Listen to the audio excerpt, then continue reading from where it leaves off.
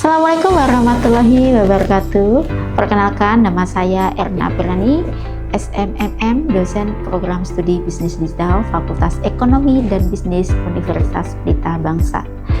Universitas Pelita Bangsa merupakan universitas salah satu kampus swasta di Kabupaten Bekasi, Jawa Barat. Pada kesempatan kali ini terkait PDD UKT-PT sertifikasi dosen tahun 2025 terkait pengajaran salah satu dari Tridharma, maka akan saya menguraikan terkait pengajaran tersebut. Mata kuliah yang saya ampu pada salah satu bidang pengajaran adalah penganggaran. Mata kuliah penganggaran merupakan mata kuliah wajib pada semester 4, di mana dengan bobot 3 SKS. Mata kuliah ini adalah mata kuliah yang mempelajari tentang penyusunan, pelaksanaan, dan pengendalian anggaran dalam suatu organisasi. Jadi, mata kuliah ini memberikan pemahaman tentang konsep dasar bagaimana anggaran, jenis-jenis anggaran, serta teknik-teknik penyusunan anggaran yang efektif. Beberapa instrumen penting pada mata kuliah penganggaran ini, yang pertama, capaian pembelajaran atau CPL. CPL pertama dengan sikap, yaitu kodenya S9, sikap, menunjukkan sikap bertanggung jawab atas pekerjaan di bidang keahlian secara mandiri. CPL kedua, pengetahuan dengan kode P2, di mana menguasai integrasi teknologi, pedagogi, muatan keilmuan, dana, atau keahlian serta komunikasi. CPL ketiga, keterampilan umum dengan kode KU1, di mana mampu menerapkan pemikiran logis, kritis, inovatif, bermutu, dan terstruktur dalam melakukan jenis pekerjaan spesifik di bidang bisnis digital, serta sesuai dengan standar kompetisi kerja bidang yang bersangkutan. CPL keempat, yaitu dengan kode KK3, keterampilan khusus, mampu berpikir secara logis, analitis, kritis, kreatif, inovatif, serta mengaplikasikan berbagai model keputusan atau disebut dengan decision making model dalam menentukan solusi strategis terkait dengan masalah-masalah di bidang bisnis digital. Selanjutnya, turunan dari capaian pembelajaran ialah capaian pembelajaran mata kuliah atau biasa disebut dengan CPMK. Nah, CPMK di sini ada 4. CPMK pertama, yaitu mahasiswa mampu menjelaskan dan menghitung berbagai jenis anggaran keuangan, seperti anggaran kas, anggaran piutang, dan anggaran modal, serta penyusunan dalam format yang sesuai untuk bisnis digital. CPMK kedua, mahasiswa mampu menjelaskan pengertian anggaran, fungsi anggaran dalam perencanaan, pengendalian, dan pengambilan keputusan dalam perusahaan, serta peran anggaran dalam konteks bisnis digital. CPMK ketiga, mahasiswa mampu menjelaskan dan menghitung berbagai jenis anggaran profesional seperti anggaran penjualan, produksi, biaya overhead, dan biaya pemasaran, serta menyusunnya dalam format yang sesuai untuk bisnis digital.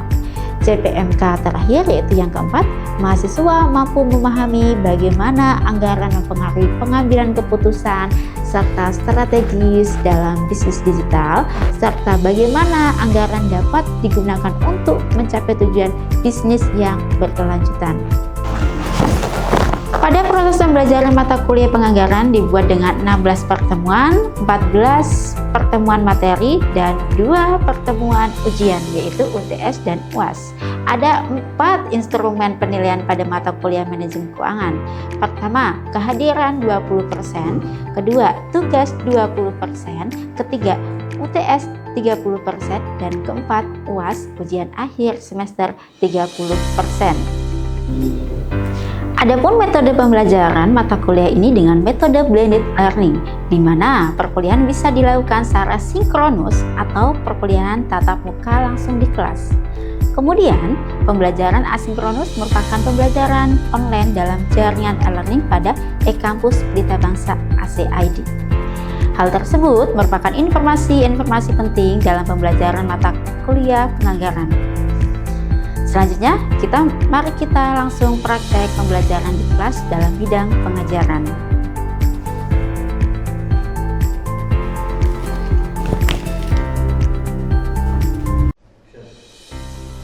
Oke, baik, selamat pagi semua. Apa kabar? Baik. Alhamdulillah. Oke, saya buka dulu ya. Assalamualaikum warahmatullahi wabarakatuh. Waalaikumsalam warahmatullahi wabarakatuh. Minggu ini kita masuk ke pertemuan kedua. Nah, di mana mata kuliahnya ialah mata kuliah penganggaran. Baik, pada pertemuan ini atau disebut minggu ini kita akan bahas tentang anggaran penjualan atau kita bisa sebut dengan sales budgeting. Nah, sebelumnya kan kita sudah ada di pertemuan 1, apa itu definisi atau istilahnya tentang penganggaran. Di sini ada yang masih ingat apa itu penganggaran? Oke, Mbak Yesi, apa?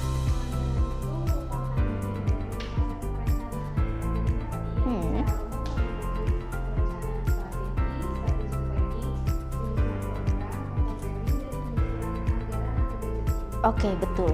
Jadi bahwa penganggaran ini termasuk proses perencanaan yang di dalamnya itu ada strategi planning, ada programming, dan ada budgeting. Nah, tapi yang kita topik kali ini di penganggaran ini tentang budgeting, teman-teman. Ya, perlu kita ketahui ya, kalau untuk posisi penganggaran atau kita bisa tahu bahwa bagian dari perencanaan organisasi yang berdasarkan waktu. Jadi penganggaran itu dihitung dari berdasarkan waktu. Ada 3 waktu yang akan kita pakai. Ada yang tahu di sini?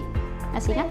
Oke, Mbak Putri apa? Itu ada perencanaan jangka panjang. Oke. Ada perencanaan jangka menengah, dan yang terakhir ada perencanaan jangka pendek. Nah, betul sekali. Jadi dalam perencanaan anggaran pasti kan kita merencanakan anggaran, itu ada 3 waktu. Ada jangka panjang, menengah, dan jangka pendek. Oke, bagus sekali. Nah, kali ini kita akan masuk ke inti, lebih inti lagi, yaitu di mana anggaran penjualan yang mempengaruhi kelancaran bisnis suatu perusahaan. Jadi setiap anggaran memiliki pastinya memiliki anggaran tertentu untuk melancarkan suatu bisnisnya ya, teman-teman. Langsung saja kita ke topik yang ada di PowerPoint di sini. Bahwa tujuan pembelajaran pada topik kali ini ada 4, yaitu pengertian terlebih dahulu, yang kedua kegunaan dan target, yang ketiga ramalan, dan keempat adalah metode peramalan. Nah, untuk anggaran penjualan, ada yang tahu tentang anggaran penjualan? Oke, Mbak Putri, silahkan Mbak. Anggaran penjualan itu adalah dalam suatu perusahaan, anggaran adalah faktor penting yang sangat mempengaruhi kelancaran perusahaan. Betul sekali, itu faktor penting yang mempengaruhi kelancaran suatu perusahaan. Nah, di sini untuk definisi anggaran penjualan ada 3 definisi. Yang pertama adalah dari Muhammad Nafarin, di mana anggaran penjualan merupakan rencana tertulis yang dinyatakan dalam angka dan produk yang akan dijual perusahaan pada periode tertentu. Jadi merupakan jangka waktu itu sangat penting bagi anggaran ya. Tapi ini di sisi lain ada 2 para ahli juga yang menyebutkan bahwa anggaran ialah penjualan rencana pendapatan atau revenue perusahaan dalam kurun waktu, yaitu pendapatan yang didapatkan oleh perusahaan dalam kurun waktu tertentu. Berapa sih yang akan didapatkan untuk tahun setelahnya, berapa sih yang akan kita budgetin untuk setelah tahun ini, untuk tahun ke depan, begitu teman-teman. Nah, tujuan anggaran sendiri ada beberapa poin. Di sini ada 4 poin. Yang pertama, mengurangi ketidakpastian di masa depan. Yaitu kita bisa melihat bahwa berapa sih yang akan kita anggaran di tahun yang akan datang, di tahun 2021 misalkan ya. Itu bisa kita list, bisa kita proyeksikan berapa yang kita butuhkan dalam suatu perusahaan. Nah, yang kedua yaitu menentukan pertimbangan atau keputusan manajemen dalam proses perencanaan. Jadi sebelum memutuskan perencanaan kita harus bisa melihat berapa dan angka berapa aja yang kita pakai. Itu sangat penting sekali karena budgeting itu akan mempengaruhi segala proses produksi ya. Nah, yang ketiga, memberikan informasi dan profit planning control. Jadi kalau kita sudah mengetahui sejumlahnya dari total semua yang akan kita pakai tahun ini, tahun depan, itu berapa, maka akan bisa mengontrol dari segi manajemen perusahaan. Nah, yang keempat ialah untuk mempermudah pengendalian penjualan. Nah, itu tujuan dari anggaran penjualan, teman-teman. Nah, kita langsung ke fungsi anggaran penjualan. Itu ada 4 juga ternyata ya. Dimana yang pertama, anggaran penjualan adalah dasar perencanaan atas kegiatan perusahaan pada umumnya. Yang kedua, anggaran penjualan sebagai alat koordinal dan mengarahkan setiap pelaksanaan divisi penganggaran atau pemasaran. Nah, yang ketiga, anggaran penjualan sebagai alat pengorganisasian, dan yang terakhir adalah anggaran penjualan sebagai alat pengawasan bagi manajemen. Nah, itu fungsi anggaran. Nah, kita langsung saja masuk ke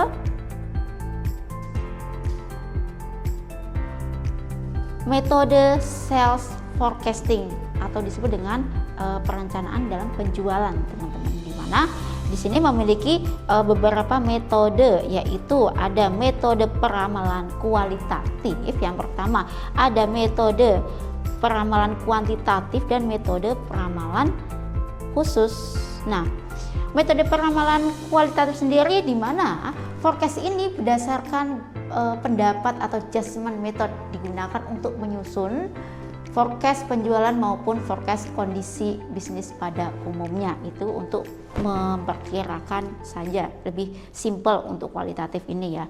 Nah, yang kedua ini ada metode kuantitatif statistik atau statistik metode, di mana diperankan menghendaki perpaduan antara analisis ilmiah kuantitatif dengan menggunakan statistik sebagai data primer dalam membentuk sebuah anggaran. Nah, dalam metode peramalan kuantitatif ini ada 3 nanti yang akan kita pakai, yaitu tren bebas, ya kan, tren setengah rata-rata, dan tren matematis. Nanti kita akan menghitung 3 poin itu ya, teman-teman.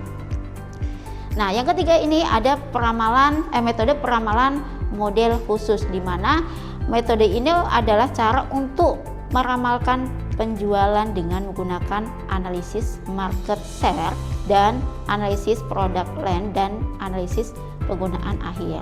Nah, tadi kan kita sudah bahas tentang metode peramalan kuantitatif atau metode di mana di sini ada tren bebas, tren setengah rata-rata, dan tren matematis.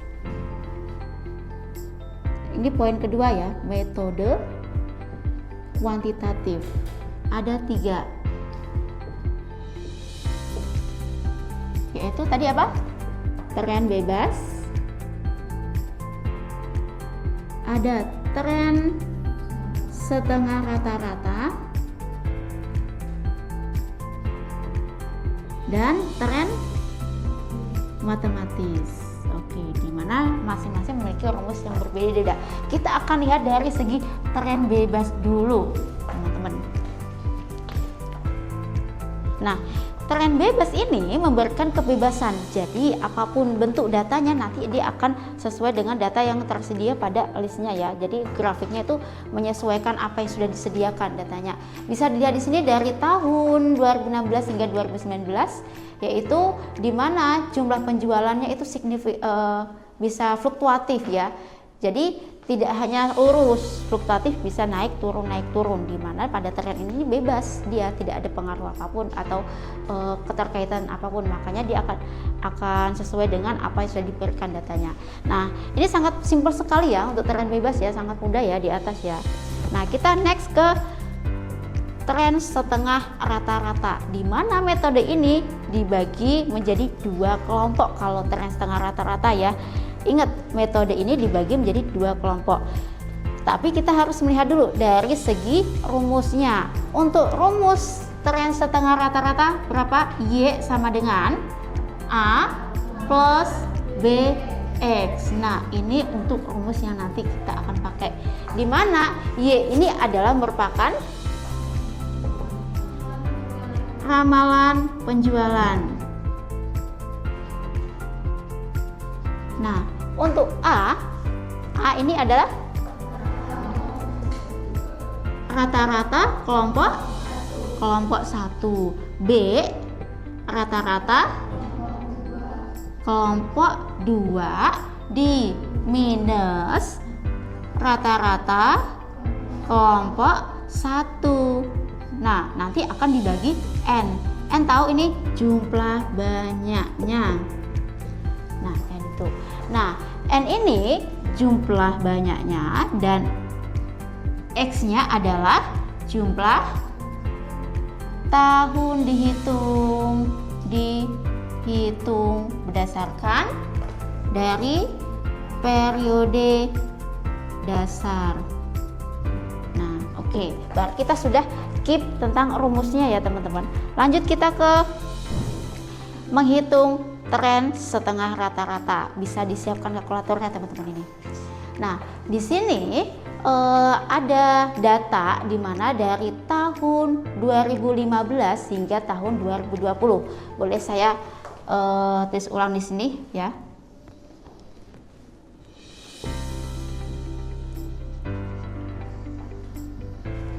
Dari tahun 2015, 2016, 2017, 2018,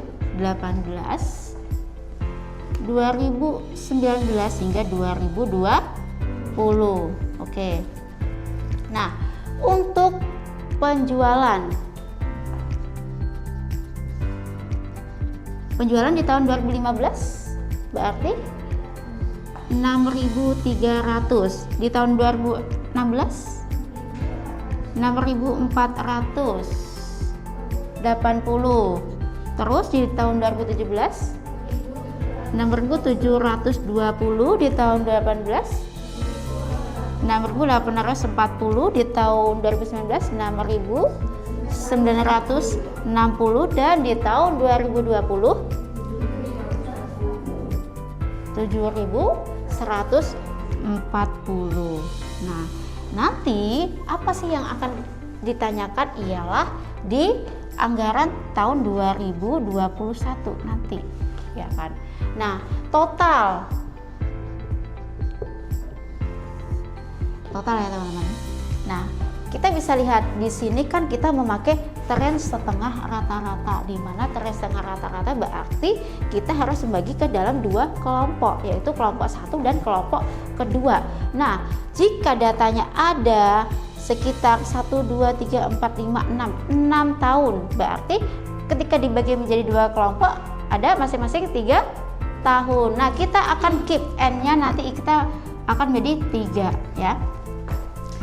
1, 2, 3. Berarti dari sini ya, teman-teman ya. Dari total dari tahun 2015 hingga tahun 2017 berarti 6.300 tambah 6.480 sama 6.780, dapatnya hasilnya berapa? 19.500. Nah, betul seperti ini? Betul. Nah, kelompok yang kedua yaitu 2018, 2019, dan 2020. Hasilnya 20.940. Nah, ini ada dua kelompok, pembagian kelompok, yaitu kelompok 1 dan kelompok kedua. Lanjut ke average atau disebut dengan rata-rata. Nah, average ini berarti nanti kita akan menjumlahkan hasil dari jumlah ini dibagi menjadi 3 tahun, ya kan? Dari 1950 19.500 dibagi 3.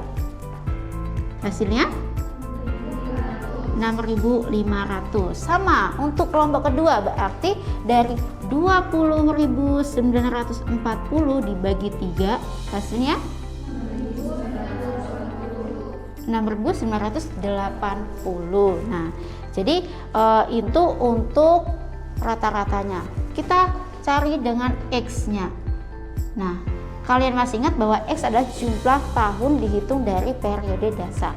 Jadi kalau periode dasar kan sebenarnya dari 0, ya kan? Dari 0 ini masuk ke tahun 2016. Kita lihat dari anggaran di tahun sebelumnya, berarti kita bukan dari 1 ya, berarti ini dimulai dari minus 1, 1, lanjut 2017, 2, 2018, 3, 1, salah ya. Berarti 2017-nya 1, 2018-nya 2, dan 2019-nya 3, 2020-nya 4. Oke. Nah, itu untuk perhitungan dari tahun dasarnya. Kita masuk ke rumus ini sekarang. Y sama dengan A plus B plus X. Y sama dengan A plus B dan X. Berarti yang ditanyakan adalah Y-nya. Nah, teman-teman, A berarti kita masuk ke sini. Rata-rata kelompok 1. Ada berapa rata-rata kelompok 1? 6.500. Nah, B berarti jumlah rata-rata kelompok 2 diminus rata-rata kelompok 1. Berapa hasilnya?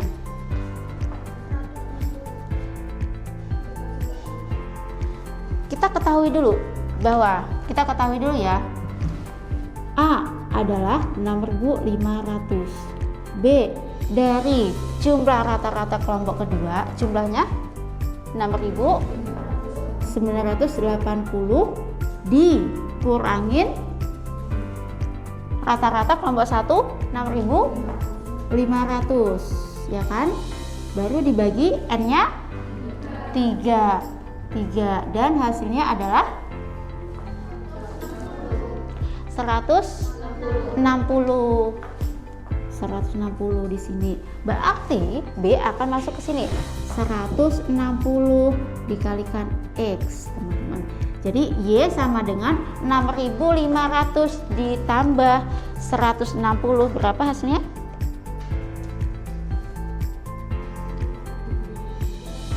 7.300. Lalu X-nya berapa? Ada yang tahu untuk X-nya? X-nya tadi 5, betul. Jadi kalau 7.300 dikalikan 5 berapa?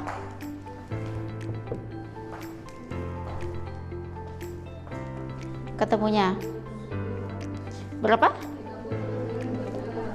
36.500. Nah, tapi untuk tahun yang 2021 ini kita akan memakai di 7.300-nya, teman-teman. Karena sudah dapat Y-nya di sini.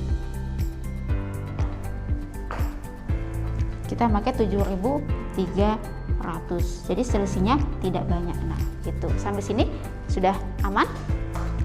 Aman? Oke, Mbak Nia. Ya. Itu kan yang sama dengan 6.000, yang B. Yang B. Oke, ini. Sama dengan 6.980 diambil 6.500 dibagi 3 sama dengan 150. Iya, betul. Yang dibagi 3 itu dari mana? Oke, 3 berarti Mbak Nia menanyakan bahwa 3 itu dari mana? 3 itu kita ambil dari sini, Mbak. Ini kan ada 6 tahun dari data. Nah, di sini ada keterangan bahwa rata-rata kelompok 2 dan rata-rata kelompok 1 dibagi menjadi 3. Jadi masing-masing kelompok itu memiliki 3 tahun. Berarti di kelompok 1 memiliki 3 tahun dan di kelompok 2 memiliki 3 tahun. N-nya 3 tahun. Nah, jadi untuk tren setengah rata-rata ini ketika ketemunya nanti akan bertemu di anggaran, prediksi di anggaran tahun 2021 ada di 7.300, tidak sampai ke 3.600 karena kita tidak memakai X ini. Oke, sampai sini sudah paham, teman-teman? Paham. Oke. Nah, jika sudah paham, kita akan lanjut ke tren matematis.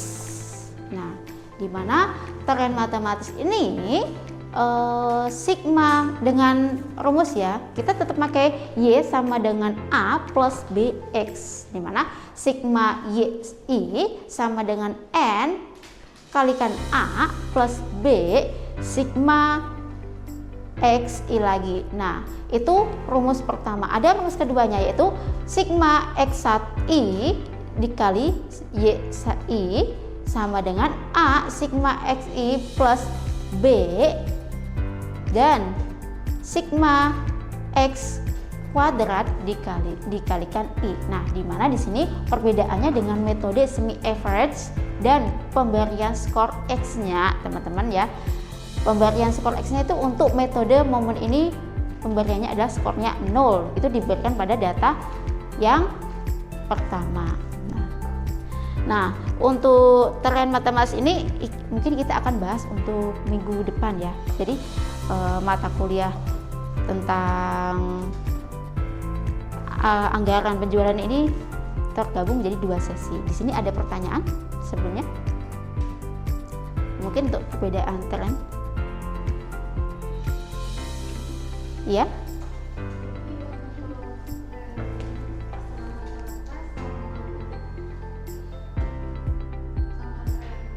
Setengah rata-rata tren bebas. Oke, kalau tren bebas sendiri itu secara garis trennya itu secara visual saja Mbak, jadi tanpa perhitungan matematis yang rumit, jadi dia mengikuti data saja, jadi bebas untuk grafiknya. Lalu untuk tren setengah rata-rata ini dia itu membagi menjadi 2 bagian kelompok yang sama, itu dibagi menjadi dua. Jadi atau hampir sama jika jumlah datanya ganjil, itu akan dibagi menjadi, kemudian dihitung rata-rata di setiap bagiannya.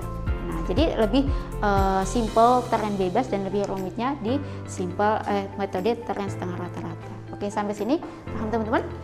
Paham. Oke, untuk penghitungan selanjutnya yaitu tren matematis akan kita bahas di minggu depan, di mana anggaran penjualan ini terdapat 2 pekan ya, yaitu minggu depan.